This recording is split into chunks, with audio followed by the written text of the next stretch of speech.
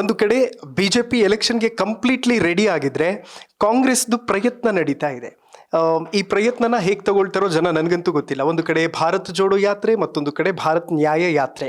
ಇದು M ಪಿಗಳಲ್ಲಿ like booster dose ಕೊಡೋದಕ್ಕೆ, ಕಾಂಗ್ರೆಸ್ಗೆ ಬೂಸ್ಟರ್ ಡೋಸ್ ಕೊಡೋದಕ್ಕೆ ನಡೀತಾ ಇರುವಂತಹ ಪ್ರಯತ್ನನ, ಅಥವಾ ರಾಹುಲ್ ಗಾಂಧಿನ ಹೈಲೈಟ್ ಮಾಡುವಂತಹ ಪ್ರಯತ್ನನ ಹೇಗೆ ಕನ್ವೆ ಮಾಡ್ತೀರಿ ಅದನ್ನ? ರಾಹುಲ್ ಗಾಂಧಿಯ ಭಾರತ್ ಜೋಡೋ ಆಗಲಿ ಅಥವಾ ಭಾರತ್ ಜೋಡೋ ನ್ಯಾಯ ಯಾತ್ರೆ ಆಗಲಿ, ಅವೆರಡು ಫ್ಲಾಪ್ ಶೋ. ರಾಹುಲ್ ಗಾಂಧಿಗೆ ಏನೋ ಜನರ ಮಧ್ಯದಲ್ಲಿ ಹೋಗ್ಲಿಕ್ಕೆ ಇಲ್ಲಿಯವರೆಗೆ ಅವರಿಗೆ ಆ ಮನಸ್ಥಿತಿ ಇರಲಿಲ್ಲ.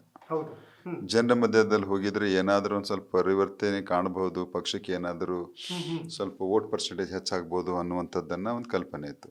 ಬಟ್ ಅದು ಭಾರತ್ ಜೋಡೋ ಮೊದಲನೇ ಹಂತದ ಸಂಪೂರ್ಣವಾಗಿ ಫ್ಲಾಪ್ ಆಯ್ತು. ಈಗ ಸೆಕೆಂಡ್ ಅಂತೂ ಏನೂ ಆಗಲ್ಲ. ಈಗಾಗಲೇ ಯಾವ್ಯಾವ ರಾಜ್ಯದಲ್ಲಿ ಹೋಗ್ತಿದ್ದಾರೆ ಆ ರಾಜ್ಯದಲ್ಲಿ INDI ಅಲೈನ್ಸ್ ನಲ್ಲಿ ಇರುವಂತ ಎಲ್ಲ ಪಾರ್ಟ್ನರ್ಸ್ಗಳೆಲ್ಲ ಬಿಟ್ಟು ಹೋಗ್ತಾ ಇದ್ದಾರೆ.